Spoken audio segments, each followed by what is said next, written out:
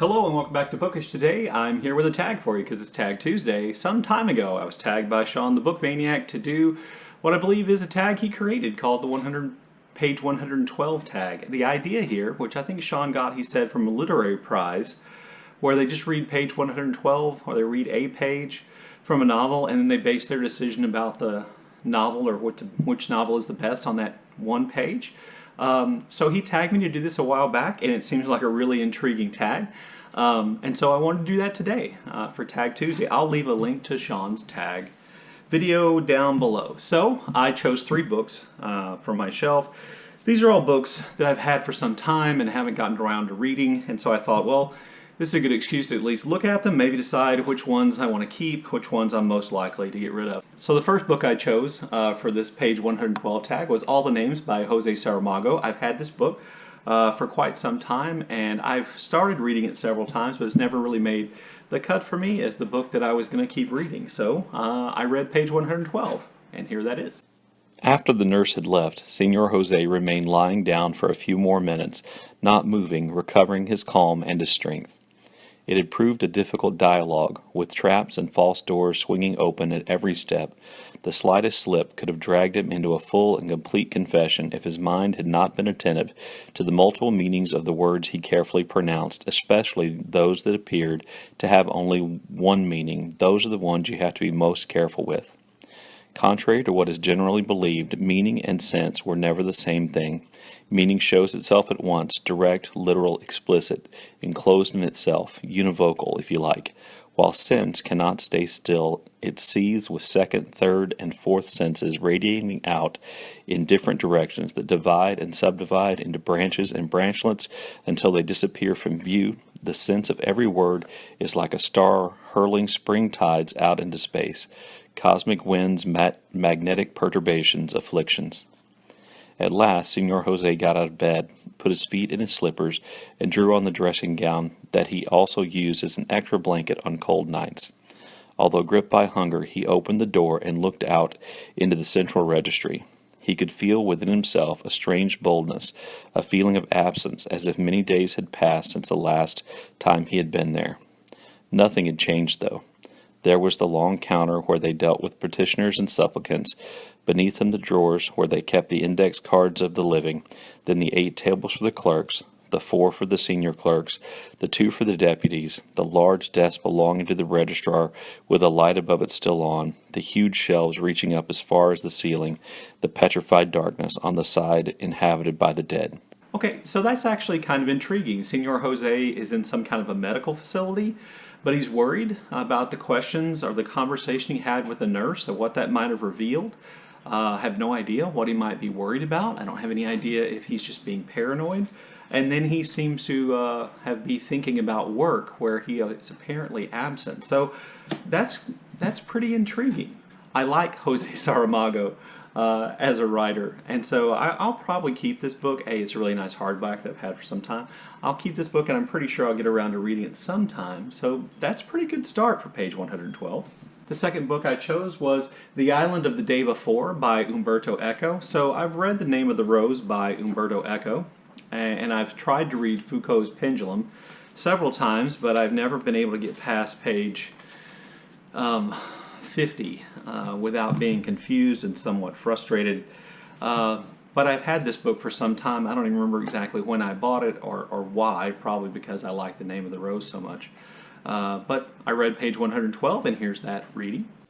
Senor della Saletta intervened with a smile. Come, my dear Roberto, Senor de Salazar is not saying the wise man must simulate. He is suggesting, if I understand rightly, that the wise man must learn to dissimulate. It is a virtue above virtue to dissimulate virtue. Senor de Salazar is teaching you a prudent way of being virtuous, or how to be virtuous prudently. When the first man opened his eyes and discovered he was naked, he tried to conceal himself even from the sight of his Maker. So diligence in hiding was born almost when the world was born. Dissimulating means drawing a veil composed of honest shadows, which does not constitute falsehood, but allows truth some respite. The rose seems beautiful because at first sight it dissimulates, pretending to be so fleeting, and although it is frequently said of mortal beauty that it seems not of this earth, it is simply a corpse dissimulated by the favor of youth. In this life it is not always best to be open-hearted, and the truths that mean most to us must always be uttered by halves. Dissimulation is not fraud. It is an effort not to show things as they are, and it is a difficult effort. When we excel, others must not recognize our excellence. If someone were to become famous for his ability to disguise himself as actors do, all would know that he is not what he pretends to be. But concerning the true, excellent dissimulators who have existed and exist still, we have no information. Okay, that was okay.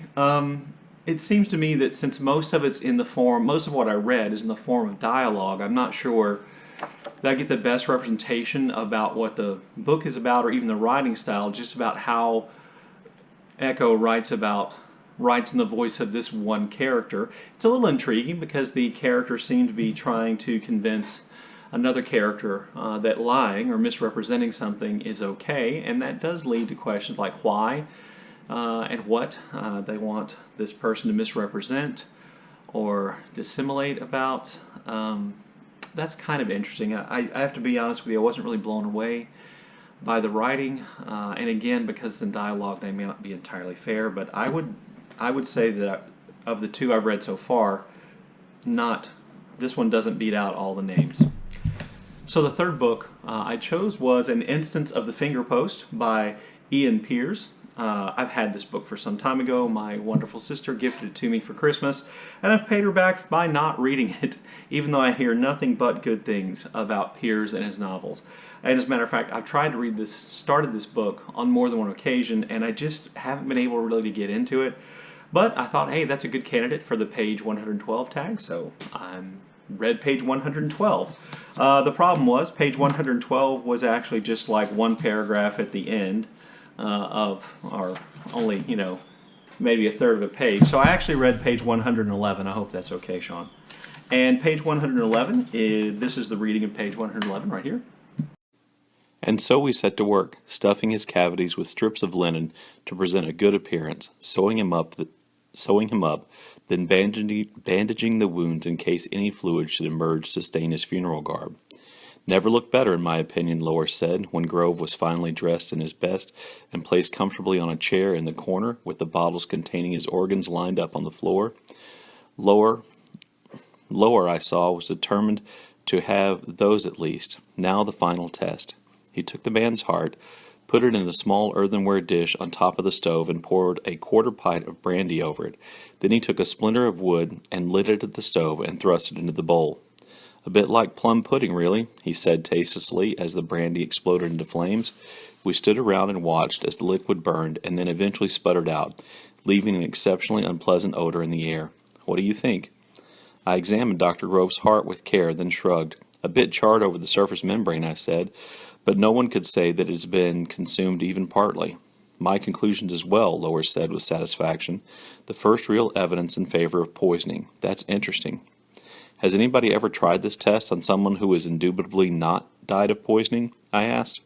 Lower shook his head. "Not that I know of. Next time I have a corpse, I'll give it a try." Now you see, had young Prescott not been so selfish, we would have had a comparison. He glanced around the kitchen. "I suppose we had better clean up a bit, otherwise the servants will bolt when they come in tomorrow morning." So, wow, that's nothing but interesting. There seem to be three characters, one named Lower, one name whose last name is Locke, and then the character who is providing, I think, the narration.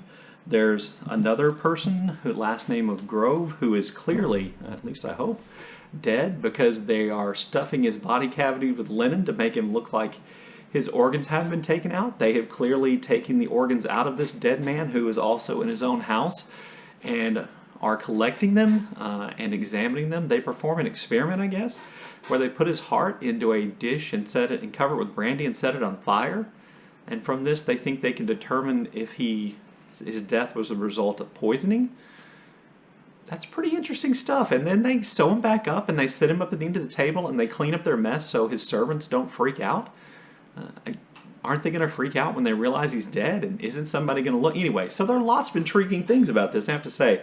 That's highly interesting stuff. I regret thoroughly now not having read this book and tried more seriously to get started on reading this book before right now, because now I kind of want to put down the book I am reading and read that and figure out what's going on and who all those people are. So if this is a contest for me, an Instance of the Finger Post clearly wins, because I don't think you could have picked a more interesting page than page 111 of that book.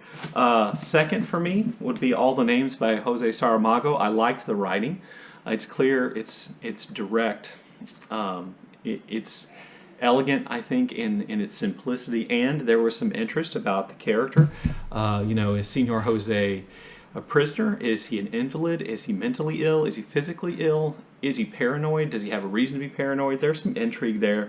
And then of the three, my least favorite, or the one I found least interesting, was The Isle of the Day Before by Umberto Eco. And again, I have a feeling this has something to do with the fact that the page that I read was almost entirely in dialogue in the voice of one character, and maybe that character is supposed to be somewhat insufferable, but I didn't really care for for what I read very much, even though there is some interest in there. I want to know, I'm kind of curious as to why this character wants another character to, in effect, lie. Anyway, those are my three books for the page 112 tag. If I can think of people I want to tag, I'll scroll their names up across the screen right now. And I'll leave links to their channels and the people I tag in the show box notes below, as well as a link to Shawn's original video. Thanks again, Shawn, for tagging me. It was pretty fun and interesting to do. I have to admit I was surprised. Anyway, thanks for watching. I look forward to seeing your comments in the comment section below.